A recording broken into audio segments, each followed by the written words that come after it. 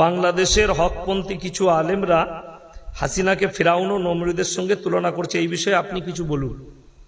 দেখুন, একটা কথা বলি যে